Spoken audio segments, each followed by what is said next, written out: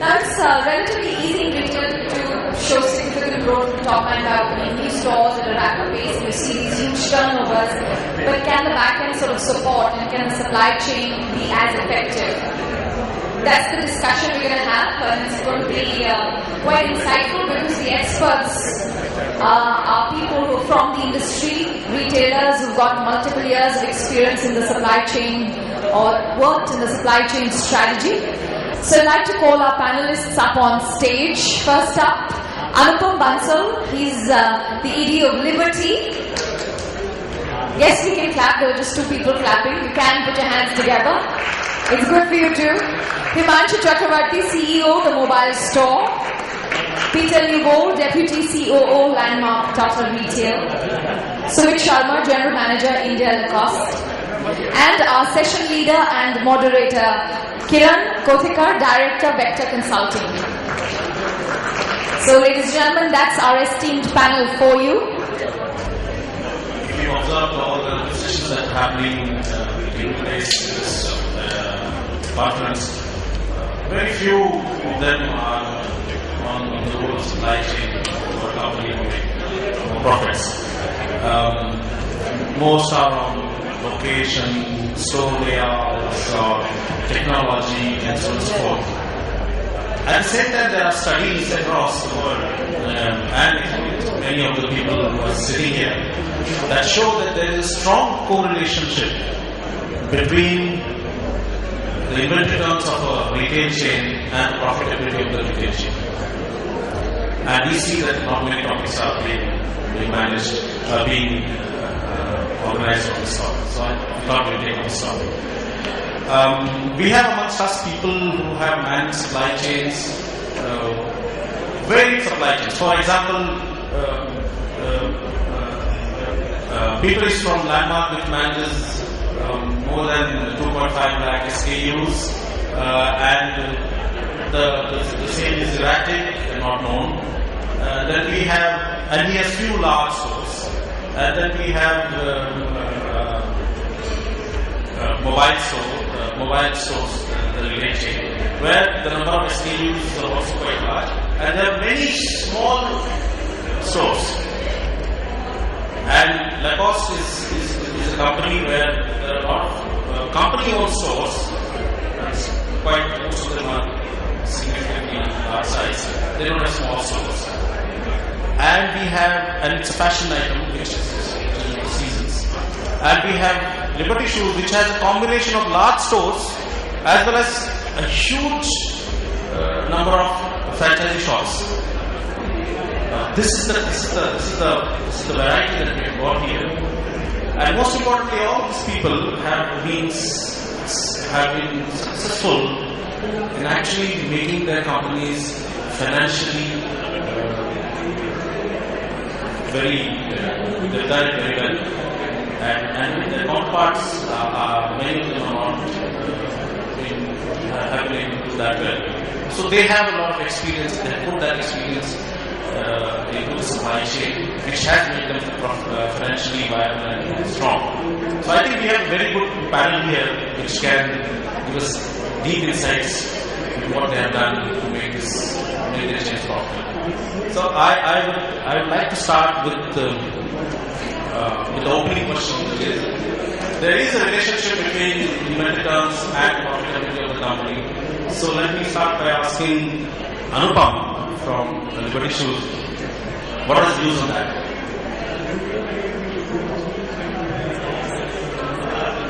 Thank you, Kiran, for the introduction.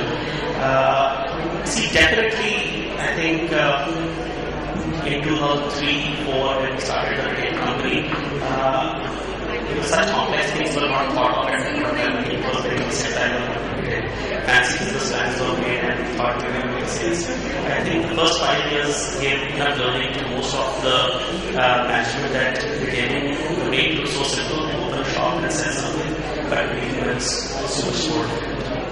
I think in the last few years, I would say 3 years, has been learning for the whole industry, where it was a big challenge to generate profit in the retailing business, which looked the most simple, because retailing business is something that we see everywhere, and nobody thought that money making could be so difficult.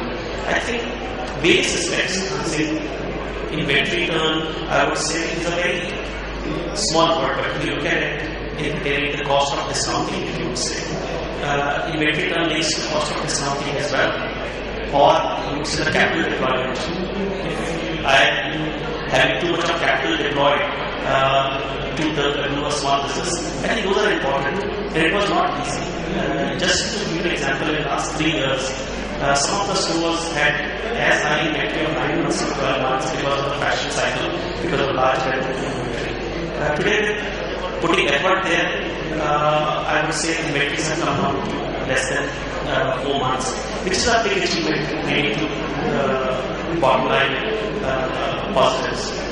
Looking at cost of discounting coming down from almost 14% on an average sale to almost 4 to 5% in the fashion industry, I think we have a remarkable achievement. And linked to this, your space gets saved when you don't have excess inventory.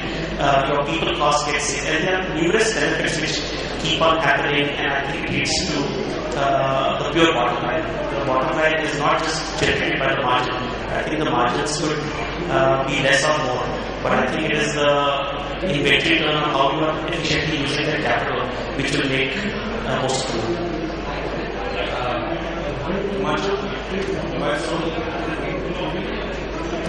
For us, the journey has been quite interesting because we are in an industry which is known for two things. One is low margins because of the competition level which is there. It's front-facing handset market is a low margin business.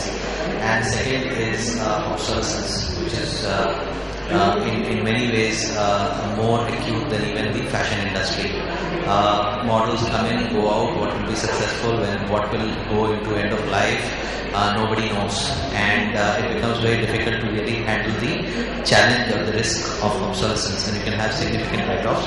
That's also the reason virtually every retailer who has embarked on this category, either solely on this category or even larger retailers who have embarked on this, have burnt their fingers because it's a very difficult category to handle. The advantages that you get by really working on a mechanism whereby you optimize your industry is your inventory is threefold.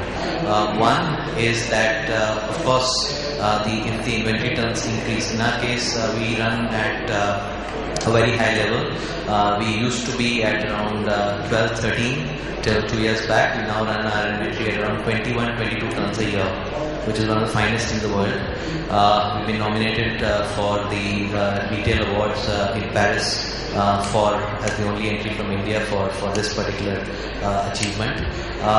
The advantage that we get out of this is it releases cash. We are a negative working capital company. From a company which used to have money stuck in inventory, we are currently significantly negative working capital, which means that we can increase the availability. So we have managed to put in not more inventory, but we have managed to put more inventory in the correct places, while we have increased the number of turns. Last but not the least, obsolescence related write-offs used to be very high. We are virtually on a zero obsolescence related write-offs because the way we manage this is 800 stores, almost 34 DCs because of the VAT laws in India, but managed extremely well, as a result of which we have virtually no obsolescence. In fact, despite such a large chain, we get virtually no obsolescence. The advantages are many. We have, from huge loss making, we've turned positive in the last 6-7 months, and it's been a wonderful journey for us. I think it's not about supply chain, it's not about inventory, it is about really the belief that what is it that is required to make your SKUs that you want the customers to see available in the relevant quantities at the same point of time, managing it in a manner which optimizes the entire chain. So that's been our journey. Yeah, okay. So those are the opening points. Now let's start looking at some of the challenges that these companies have to face in managing its supply chain. The foremost challenge that comes in my mind is how do I predict the sale of an item in the future? Yeah? I have to buy something, I have to store it, and how much of it is going to sell, I don't know. If it does not go well according to my forecast, then I have this pile of inventory which can kill the inventory turns, right?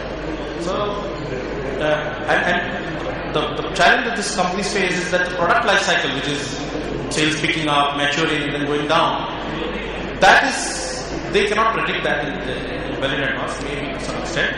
But that product life cycle is very different for different items. In some cases, the length of the product life cycle would go to 2 years. In some cases, not even a month. In some cases, it just peaks in 3 days, then drops. This is the huge challenge for these people. How do they predict what stocks to buy? That impacts the supply, the inventory turns. Let's ask Peter from Landmark, because he deals with items which could be used in books, music, toys, and games, etc., etc. Some of the items sell for 2 years, 3 years, but erratically, once a month, one in 6 months, and so on and so forth. At the same time, there are some items which sell for 2 days and then collapse. How do we manage the challenge? It has to be said with some difficulty. I'm sure I'm not the only person in retail who's always faced with the problem of you never have quite the right amount of stock. We've always either got too much or too little, and with forecasting, of course, as well, it's an imperfect science too. You know? The forecast is always wrong. It's just to the intent of in which direction is it wrong, and by how much. Yeah. Now, I'm sure we've all also said things like hindsight is a wonderful thing. You know. If only we'd known that was going to happen, then we'd have had more of this or less of that. What we've tried to do in our business is to apply the hindsight. And we've created, for all new SKUs that come into our business, what we call new type of buying grids, where we've looked back at the history of comparable products over the past 6 months. We've worked out how well a top-performing product, a middle-performing product, and a bottom-performing product, what the likely sales of those are. We've applied the average. So now all the buyer needs to do when he's selecting a new product is to say, I think this is an A product, B product, or C product. Puts that in, the grid then calculates what he should buy. He then has to take a bit of a call about does that actually look right or not. But a lot of the work is therefore done for him by applying our history to the future problem. It still is only a forecast. Yeah, and the next thing you then need to be able to do is to react quickly when you find out the degree to which your forecast is wrong. Yeah, so you know when a new product comes out, we need to be looking at it day one, week one, to see have we overcooked it or have we undercooked it and what we then need to do. But I think that attempt to apply the hindsight to the future problem is the only way I think you can be successful at it. And certainly for Landmark, where we have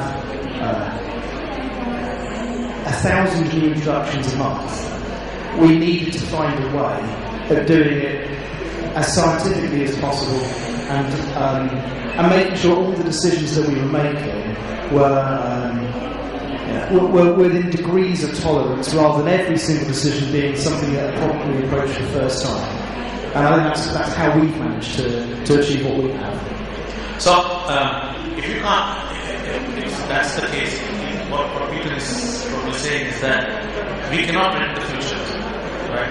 When you cannot predict the future, and especially if you have to predict the future for a longer period of time, then you are in real trouble. If I have to predict the future for just for tomorrow, I can still take a call. But if I predict the future for say 2 months, 3 months, how this product is going to behave for next 2-3 months is a big challenge. Now that's what Sumit, who manages Lacoste, which is a fashion product, they have seasons and they have to predict for the season. Now if I can't predict what's going to be the sale or how the customers are going to react to this product which I introduced, I have to predict for a longer period of time because that's how the season works. It's very difficult to be very accurate. Then the only thing that remains is how fast can I react? So, Sumit? Yeah, thanks.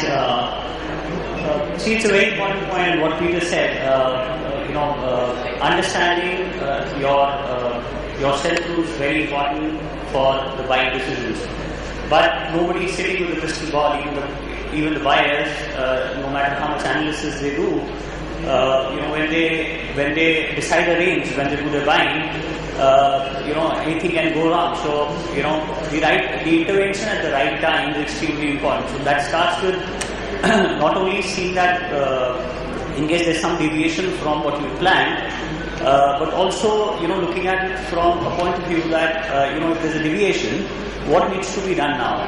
Now, in that case, there are a couple of things which is advisable, and as a brand, we've been doing it. In our case, we operate largely through our own stores, the company-owned stores, wherein what we do is that when we launch a range, we try and analyze and try and understand that what is selling. So understanding the sell-through, so that intervention is extremely important once you launch a range. And once you know that this is this range is doing good or not, but this is not doing good in south, or probably within these stores, market to market, within the city, market to market, it can differ. So then as a retailer, we also take a step back and we try and get into reverse logistic, and we call some merchandise and we sell it to the other stores, because eventually, if it is selling in one of the stores, then might as well I take it back and send it to the store where it's selling. That's one. The other thing is, there is also a situation wherein in one of the stores it is already sold off, and most of the store the articles are now in cut sizes. Now eventually it's stuck at the store level. Now what do you do? The answer is that we go back and we do some reverse logistics, we take it back, consolidate it, and then send it back to the store where it's selling. So the idea here is that how fast you can react and how quick you are in terms of responding is extremely important in this scenario. Yeah, I think what you just described, and I think what's really important is structured response. And I talked about trying to structure the buy-in so that we know within the boundaries of what decision we're going to make. And it's also really important that you're able to structure the response. So when we see a product which is underperforming by a certain amount, and different businesses will vary in terms of what those possible responses can be. But is it about discounting it? When is it about discounting it? Is it about trying to redistribute the stock and pull it back and send it to a store where it can be used? Is it about putting it back to your warehouse and sending it back to the supplier? Yeah? But I think it's important for the business to have structured response, and for it to be something which is being reviewed weekly or whatever is the right time frame for that business, so that one of the things you're going to do before you've got the problem, rather than finding you've got a problem and then starting to scratch your head. Yeah, one of the important points that Sumit mentioned, which quite few retail companies are shy away from. He talked about taking back the items from the store, bringing them back, and then redistributing them. And this involves logistics costs.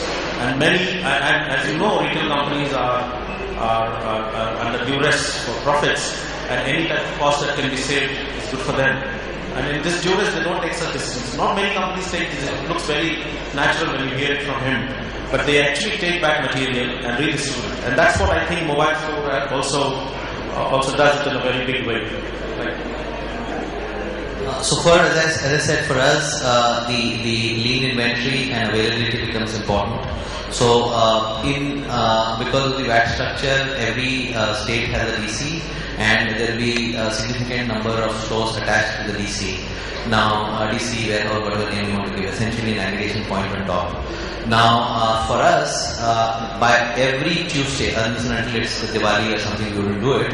But otherwise, every Tuesday we have rebalancing, as we call it, which is an automated process, whereby all the excess inventory in each of the stores is pulled back into the DC, and actually then we don't need to buy fresh stocks from the vendors. This is over the next 3 days, 5 days, 8 days, 10 days, redistributed depending on the algorithm that works to supply to the individual stores in that DC environment. On every Thursday, we also run an inter-DC between states. Despite the VAT structure, we run between states, excess to less. Wherever there is less, instead of buying from the vendor, we take a call to move it. That also is largely auto. High VAT to low VAT, nobody needs to take a call, it goes automatically. Same VAT to same VAT, for high margin, it goes automatically. Low VAT to high VAT requires an approval. This has worked extremely well for us. We have virtually zero obsolescence, and the stocks get redistributed or rebalanced is the term that we use very, very effectively. Otherwise, 800 stores, inventory lines scattered, 30 plus DCs is a nightmarish experience. Yeah, thanks. The next challenge in managing inventory, mostly when I say inventory, it's about managing the availability of things that sell and reducing the inventory of things that don't sell. Which makes you come to the next topic, which is what should be the range that you want to keep in the shop? What should be the range that you want to keep in the company as a whole? If you look at mobile phones, the range is huge. Is mobile phone keeping all that range, or it's only taking very selected range? It's profitable, but it is doing it with very selected range. On the other hand, you have Landmark, which has a range of 2.5 to 2 lakh SKUs. And it has to keep this huge range in order to attract customers. You look at Liberty Shoes, they had 8,000 SKUs. They now cut it down by 40. So on one hand, you have people who have cut down the range and become profitable. On the other hand, you have people who chains who have to keep a higher range to be profitable. So that's a big challenge. It impacts the inventory terms. So I'd like to have comments on that first from Liberty. See, obviously, adding new products was always looked at as that customers would get lured with it. I think a lot of new products were added. But I think in last years, which I keep on saying was the corrective phase, when we start focusing on products which actually sell the best, and there's no harm in losing certain customers who are specifically coming. And I think everybody follows the 80-20 formula. I think 20% of the SKUs contribute 80% of the business. And the whole idea was how we could review the data weekly and monthly and keep on killing the weakest performance. And try to always see how we can just focus on the best sellers. So it is not about how much margin that article is making or losing. We need to constantly keep on cutting the, I would say, the lowest sellers and keep on replacing it with the best sellers. We started with almost, I would say, 5,000 to 6,000 designs at any given point of time. We have cut down to almost about 2,500, and the whole idea is to bring it down to about 1,500. And the kind of profitability it will generate and release of capital, which you feel will bring a huge amount of bottom line to the company. But one of the biggest challenges in managing the range, you said you would like to cut it down and it's nearly not selling or selling at a very low pace. I think it's nearly dead or slow moving. But you know very well that trying to get rid of that stock is really, really difficult. So if I don't want all the dead stock and the long tail, then the only way that the inventory can be controlled is to stop an item while it is selling. Right? That's the only way if you can manage the tail. It's a big dilemma for merchandisers and retail chains. Should I kill this item while it is selling? But if I don't do it, it will remain as sludge and kill the company. You know many companies whose the tail has just ballooned and it can actually kill the company. So with any words? Thanks.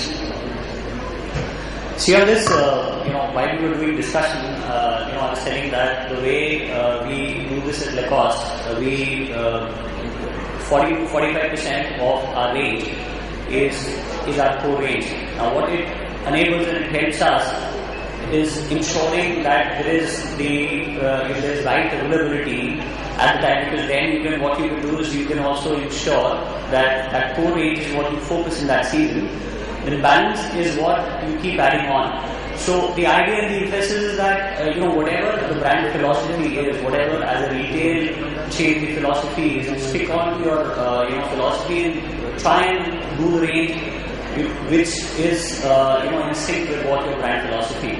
So we try and stick on to our basics, which is our core category, and then balance assortment is what we give more often to the customer. So the important point here is that you will always be under pressure from the sales team of having more SKUs. But it's extremely important to take a judicious call as to how many SKUs, what width I want to carry in the stores, because it's extremely important to ensure that whatever range you carry has to be extremely tight. And focus on core helps you not only in terms of ensuring that there's an inventory of the core always available, but also that cuts the tail, as what he said. So the inventory which goes off, the life cycle of the inventory which goes off pretty fast. At least with the core category, the life cycle is much longer. But Landmark, Peter, has a different challenge with the tail. His tail is something that actually is part of his sales.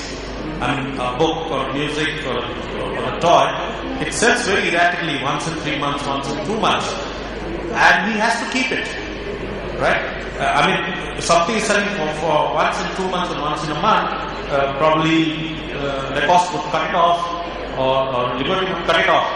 But for him, he has to keep it, because that's part of his sales. That's why the customer comes in. He wants to have that, I didn't get that book, this store is no good. Though he might come after the book launch, 1 year after the book launch. How do you manage the tail then? Well, it's true and it's not true. We did have 2.5 lakh SKUs in the replenished continuing SKUs in our business. We now don't. Numbers actually more like 20,000, maybe 25,000 replenished SKUs in our business at any one time. And we've been able to do that just by looking at the 80-20 rule or whatever other kind of rule we've applied. And we've been able to say, actually, a large amount of this range doesn't move. Customers may like the impression of range, but they don't actually like buying it. And so it's led to a philosophy change in terms of how we lay out our stores. So to take our book section, which used to be very much library format, with 2 or 3 copies of every book just on a shelf, spine out, we're moving much more towards normal retailing. And we've got many more tables in our stores where we display piles of books. And we've been able to go from having a range. At one point, I think we had 75,000 replenished SKUs in our book range. We're now down to about 6,000, and it's through better buying decisions in terms of what are the products that what are the books we really should have, and also better displays, better visual merchandising, and more confidence in terms of how we lay out our stores. It is a challenge.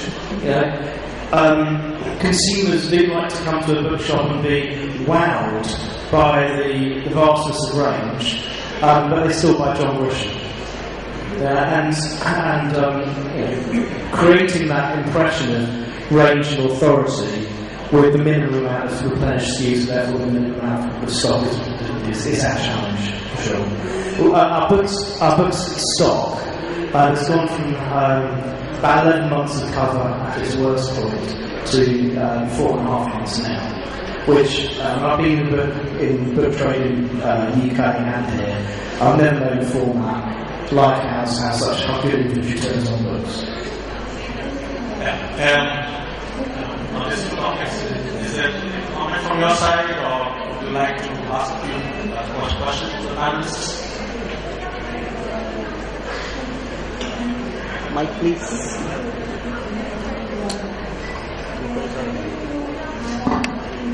Hi, this is Vinny here from JM Financial. Actually, I wanted to ask that this problem of inventory, there could be two categories. One category is that you generally have in your normal course of business where which is manageable. Sometimes this problem, is it just because of poor selection of a store catchment or wrong market selection? So how do you differentiate those kind of situations, and how do you tackle those? Because a lot of times the inventory could actually just be a selection for wrong market. Does that matter, or how do you actually think about this? You can have good products and bad stores. Yeah, and I think from a buying team's perspective, that's a situation you have to live with. Yeah, there are definitely 3 or 4 stores in our chain, but whatever I send there doesn't work as well. I have to live with that. Yeah, I have to manage that situation as best I can by reducing the range as much as I can do, by reducing the quantities as much as I can do, but ultimately, I've got to do it. Just to add, I think most of the decisions of product being bad or not bad is not taken on a single store basis. I think all data are consolidated, and what we have observed, even though India looks so different in all corners, but in footwear as a category where a lot of people always felt that the fashion trends are very different. We have seen 80 to 90% of the fast sellers are common across Jammu Kashmir to Kanyakumari to east to west. Everywhere, I think the fast sellers almost remain the same. So in terms of the way of working on this, that we use is that you will always have this fight which is there in terms of the range that we need to keep and what quantities, vis-a-vis the risk of your accumulating unwanted inventory. That's the challenge.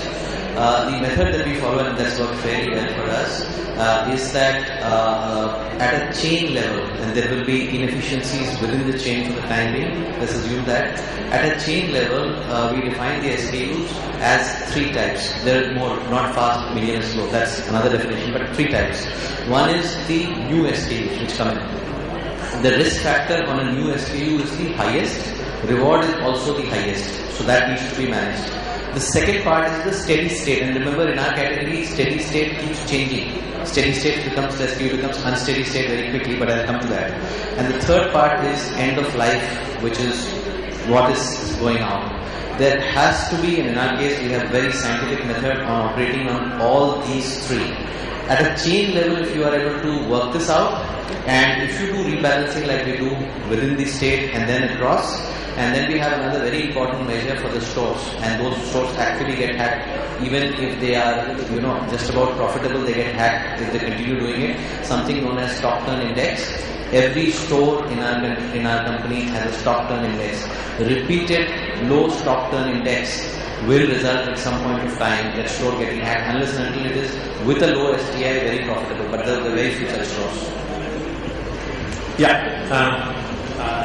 It's to the next challenge that impacts the inventory and inventory turns, which is the buying. There are 2 companies here who have to buy from brands, buy from suppliers. There are 2 who manufacture their own products, Bertie manufacture their own products and put it in their stores. But Landmark and mobile stores have to buy from suppliers. Now this is to Landmark and mobile stores. When they buy from the suppliers also have their targets. They have their monthly sales targets and so on and so forth. And they give them a lot of lollipops and schemes saying, if you buy so much in this month, we will give you this extra discount and so much, the volume discounts, the value discounts. There is a huge dilemma here from such companies. If they buy that whole volume and it doesn't sell, then the inventory turns go back. And if it's something like mobile, which doesn't have a long life cycle, then you're in trouble. At the same time, if you don't take that scheme, you lose margins. How does one tackle this conflict? It's a long-going conflict with all the retail chains, especially if you want to consumer durables and electronic items.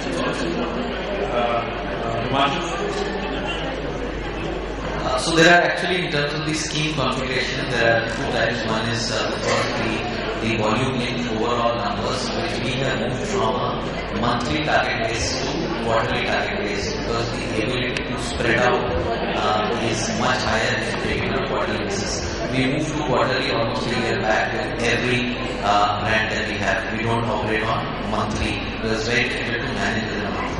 Then you have spiked SKUs, which means the SKUs that they want to have a spike on. They want to increase the velocity. So you can have a Nokia which wants the Dunia series SKUs to be spiked during the month. And basis the spike, they will give you X percentage extra, which is important for us.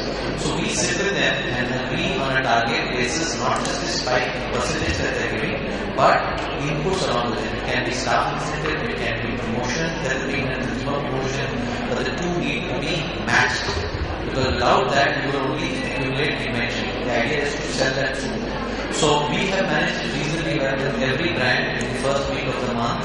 If they have spike SKUs, we talk to them, speak to them, and arrive at the target, and we arrive at also the inputs that they will give to ensure that we are able to throughput it out in the course of the month, and we plan it through the month. We don't leave it for the last 2-3 days.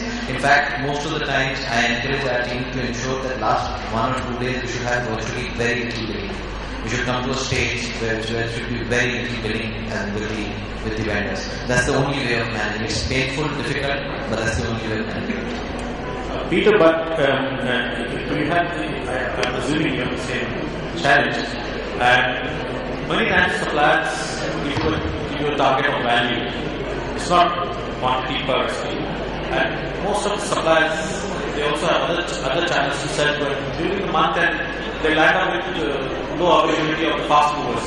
So in order to achieve that deal, you actually have to buy slow movers to get that value and get that margin. This creates a huge issue in the supply chain.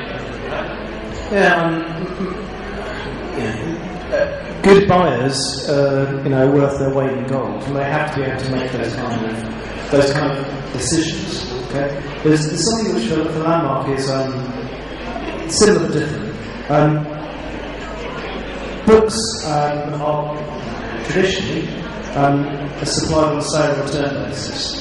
So if I can't sell something, I can return it, or I can return a percentage of it to the supplier. Can I just ask a question of the audience? How many people here have similar? Actually, how many people here, if they buy something, they have to sell it, they can't return it? No one else. Everyone else is buying a sale and return product. I don't believe it. Okay. If you could return it to your suppliers, would you? Basically, we are importing products. We can't export it back. Can't send it back. Yes. Right? That's true for most retailers in some degree. Okay.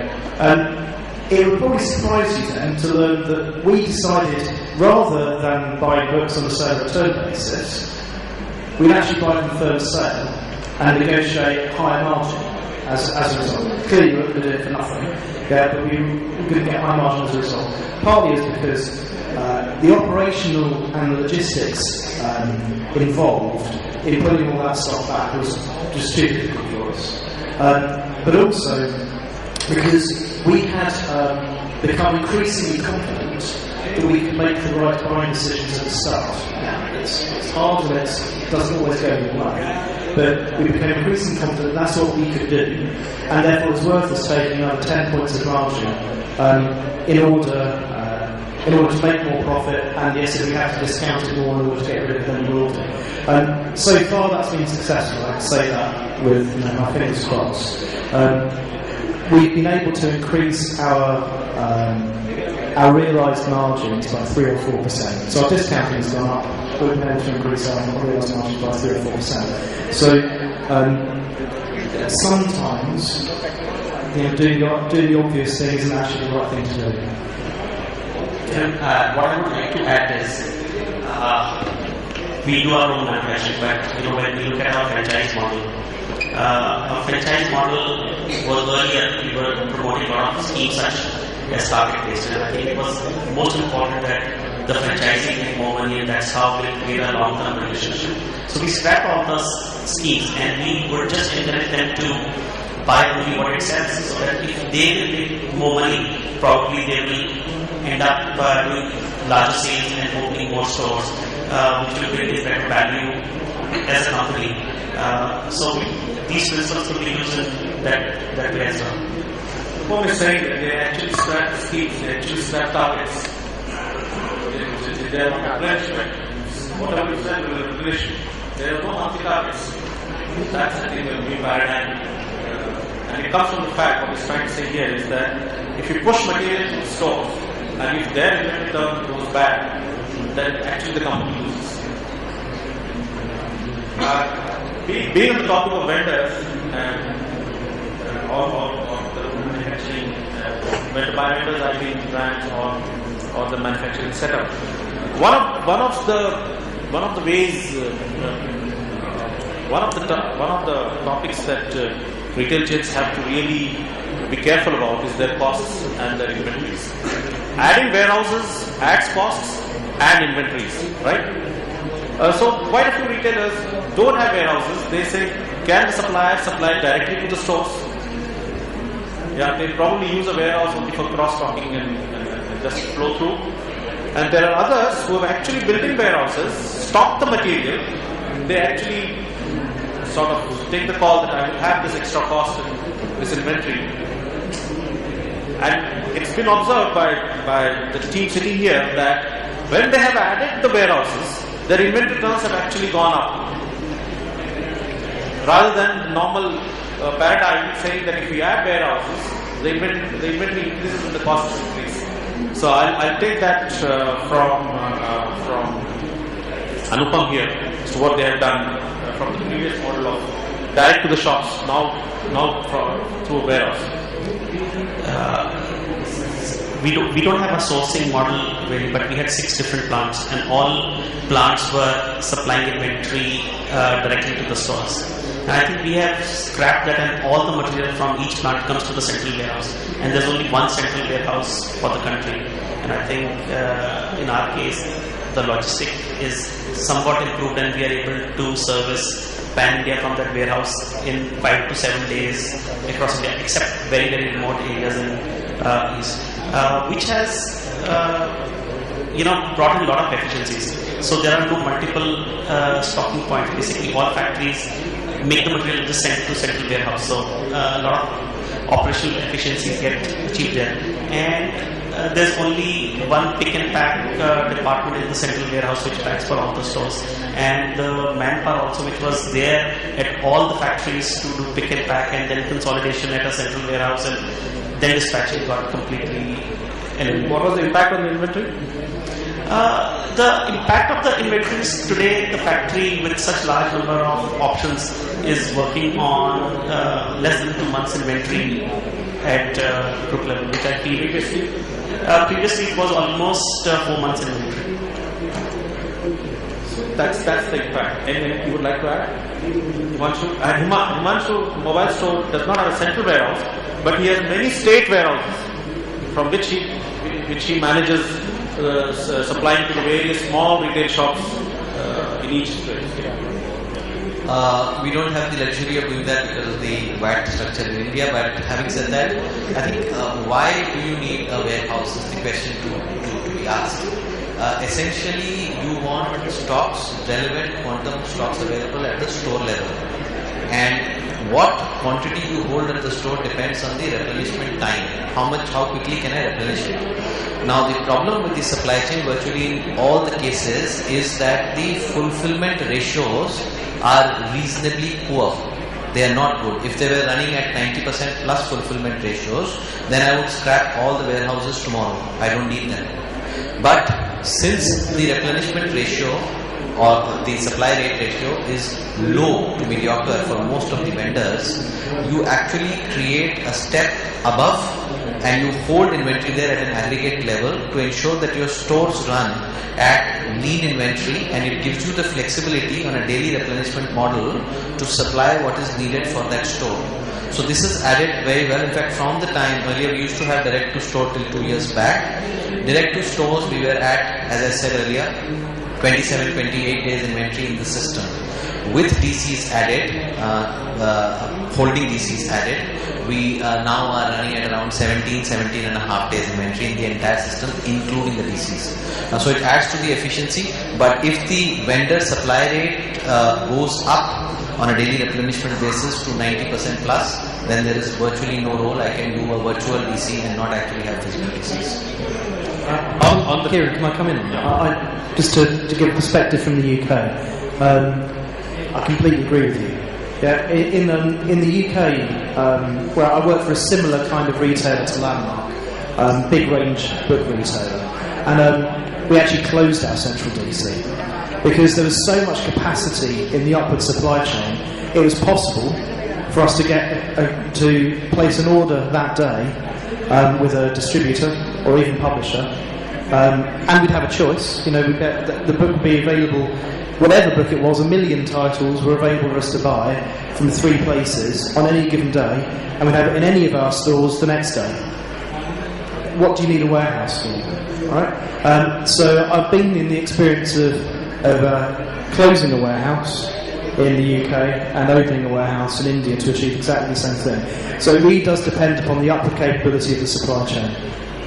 You know, we did something very different. We had actually 10 warehouses across the country, and the inventory pile-up was quite high because of maybe fashion thing, and all the 10 warehouses had the relevant stocks. And when we consolidated all of that into central warehouse, we took a hit of a tax of 1%, the difference in VAT we're talking about. So we lose about 1%, but I think the efficiencies it has brought in the amount of reduction in slow sellers and small inventory stuck at various places is tremendous. Our warehouse has availability of above 90%, which at our small warehouses we could never achieve availability of more than 40 to 50%, which was a much bigger challenge. So I think in our case it has worked very well at doing a central warehouse, and I think our lead times is also reduced. Our DCs were not contributing to better lead times. They were higher because the amount of efficiencies we can put at the central warehouse by training a single pick and pack team. We were earlier doing supplies in cartons, which is a size set together. From a single central warehouse, we are doing like a SKU replenishment, which is unique for a footwear brand like us, which was a big challenge. And I think with all that, our central warehouse model has proven a lot more cost effective, even though we lost 1% on the VAT front. I think the point that Abdul is making, you actually need to look at it in terms of fluid dynamics. If your flow is downstream, if you have the dam upstream, you have better control over the distribution downstream. So in this particular case, the aggregation benefit of those 10 DCs, he is getting the aggregation. I'm not going to the statistical formula, he knows that better than me. But the aggregation benefit that he's getting upstream far outweighs the cost structure of the 10 DCs that he's shutting and the VAT impact that's coming in. It's a question of the aggregation benefit in this case in terms of fluid dynamics. But coming back to Peter's point, it'll actually vary from business to business, because if those individual DCs would have been managed through an environment, let's say you had factories in those locations for whatever reason, and they were at 90% plus, then that model will also work effectively. It's really a question for each business seeing how it works. On this topic of managing the warehouses, supplies from the vendor, and the back end, any questions, any point of view?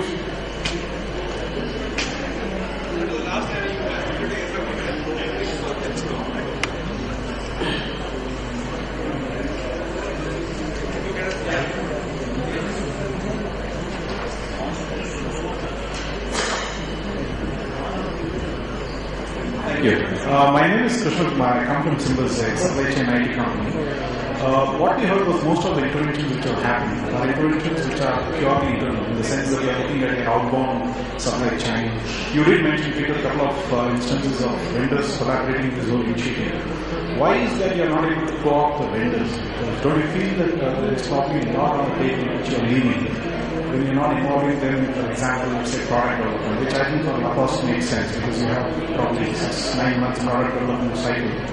Plus also replenishment. I'm sure most of the ordering systems probably are manual. So you might do a lot internally to kind of make things agile and speed up things. But eventually when you're selling out or shooting out a PO to the vendor, you actually use 2 to 3 days to action. Or for that matter, replenishment with your vendors. Why is that in India especially? Vendors are not able to kind of participate in such path-breaking initiatives. Just to answer what you said, and then from our perspective, see, it is important for a brand, for a retail chain to identify where the money lies. So as in where which categories are one where you want to focus on, and then you can apply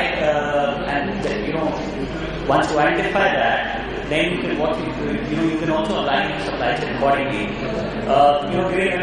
Putting the example for what we do and what we've been doing so far is that as I mentioned, we have 40 to 40% of our category, export category. We identify those core category, and we also ensure that there is a regular supply which is there from the supply side to replenish the stores. So when we identify, it's not only identification at the store level or at my warehouse level, it's also it triggers down to a level where if you require more replenishments, you require frequent replenishments, so you can address that with your supply. So that's what we do. You would like to talk about the replenishment? I think what I could understand from the question is that how vendors are enabled with the technology which parent companies are using. Is that what the question was?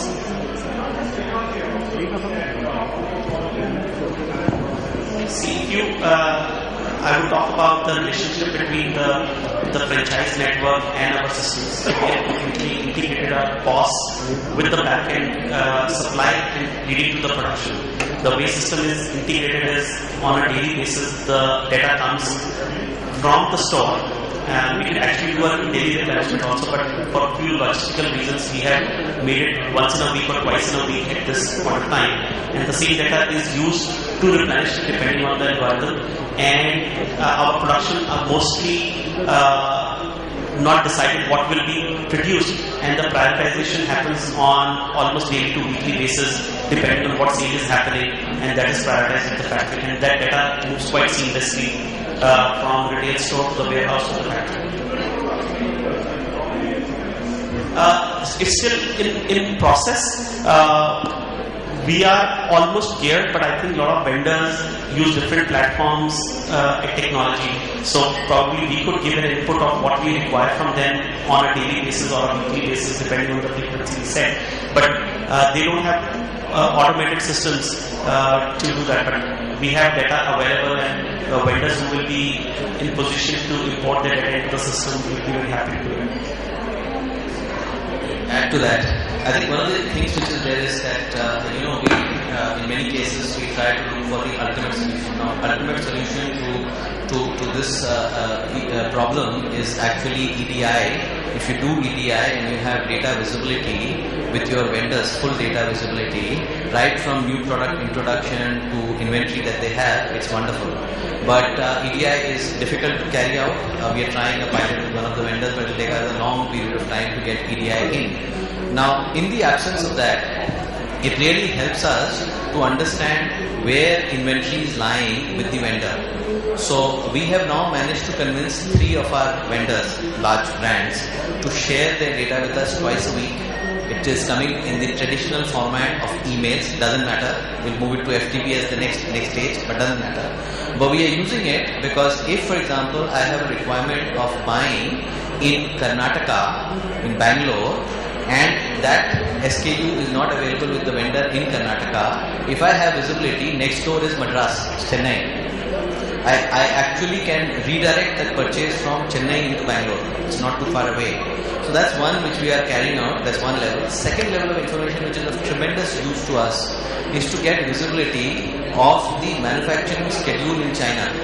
And you'll be happy to know that last few months with the largest one brand that we have, we have started getting not full information, but at least partial information sharing on the manufacturing schedule from China to India. If I get visibility to that, I can progressively reduce the inventory in my chain, progressively keep reducing the inventory in my chain. So those are the initiatives that we are taking. It's very important. Point that you raised is fantastic. Yeah. I'm Rohan.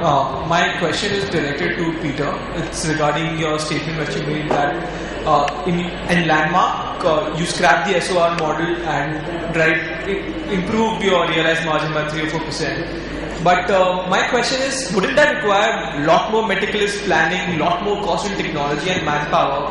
And even though it may be balanced out with the volume that you have, but that 3 or 4% realized margin is the sale you made. But how have you accounted for the loss of sale in that 3 or 4%? So what loss of sale?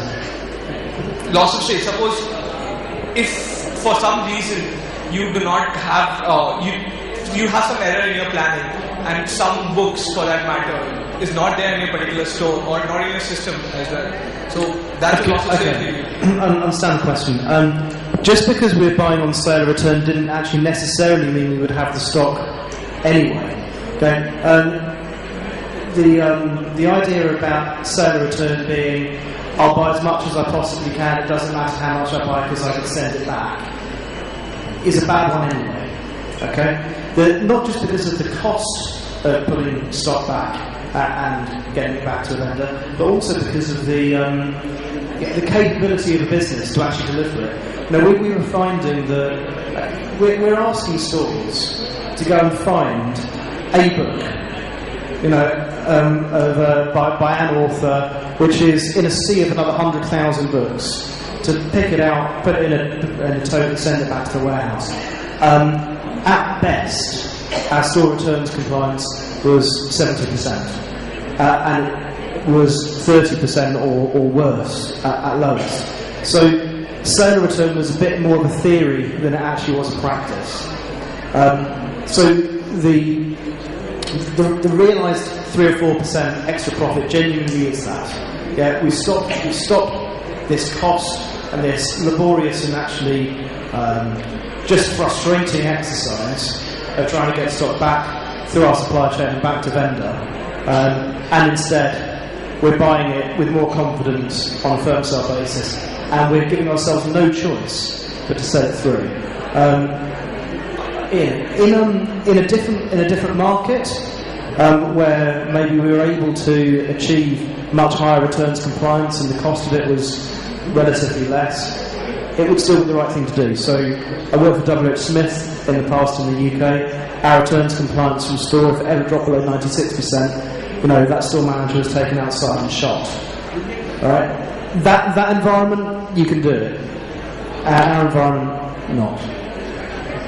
Okay, what I would like to also add over here is that most of the retail chain, organized chain, I would say, as a brand, sometimes the experience has been that what is purchased, generally the priority is given there, and the sale on return stock is not given as much as priority because not so much of capital is invested and the stock may not be treated well.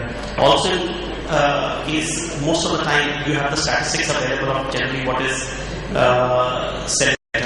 Most of the places you start with the faster sellers in a new store, or exactly. So I think the potential to maximize the margin by buying the product would be far higher than the lost sales you would actually lose from there, because you're not opening the first store. I think the business is maturing, and we as a brand know what really sells and what doesn't really sell. Okay, thank you.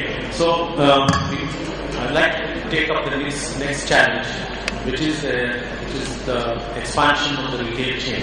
The number of stores decides the amount of inventory and the amount of capital that is locked in a retail chain. At the same time, some of the stores do well, some of the stores don't do well. And there's another factor like for retail chain, which is that they sort of have a Pareto in the sense that 20 to 30% of the items give 70 to 80% of the sales, right? In case of books and music, it's like 10% gives around 90%. Fashion probably 20 to 30% gives around 70% of the sales. On one hand, we have Lacoste, which is sort of having the same a standard format of stores across the country. There are small stores, there are medium-sized stores across the country, and we have Landmark, which is large, very large stores, very few large stores across the country, and Mobile Store has very small but many stores across the country, and Liberty Shoes has a combination of small stores and large format stores. Choosing a direction has a huge impact. Choosing any of these options has a huge impact on the inventory terms. At the same time, there is one very peculiar known fact for most people is that if I know that 20 to 30% of my products are fast sellers, then why shouldn't I have only some small stores only having those fast sellers? Why keep this whole range? I give it first to Smith from. Thank you. As we mentioned earlier that the buyer and the merchandise are not selling with the crystal ball, so it's people are not clear that what's going to sell. It's the basis of assumption. And when it comes to store, as he's mentioning, it is about the availability in that market, and so one merchandise selection is one part of it. The other part is that what do you want to carry as a range in that store. So you would have a huge assortment with you as a brand, as a retailer, but what assortment you want to carry in that store. For example, if I have a large store, should I carry my entire range along with the premium range also, or in a smaller store which is higher per square feet sales, should I carry the entire range or only carry the fast movers? Now the answer, so there is no fixed answer to that question. So it depends upon brand to brand, retailer to retailer. But I think all of us agree here that we need to understand our ecosystem and then we need to act accordingly. Like in a small store, it becomes challenging to ensure that if it is a high throughput store, it is very challenging to ensure that you get the right merchandise there. Not only that, you also analyze the store sales because it's a high per square feet store. You also want to take back the inventory if it's like lying excess in the store, because eventually it's the space which the inventory is occupying. So you have to take certain calls when you also need to draw back the inventory in a smaller store. Whereas in a larger store, depending upon what catchment you want to cater to, you select the range, you showcase the range according to that catchment. So it's extremely important. It's not only merchandise selection, but what market you are and what range you want to carry is becoming extremely important. Yeah. But on the other hand, mobile stores, I think that I'll use the word quite ruthless in terms of this range. They have small stores with small range, right? We have a philosophy whereby from the customer perspective, depending on the catchment area, there needs to be a certain range which is visible in terms of experience to the customer. That's the starting point.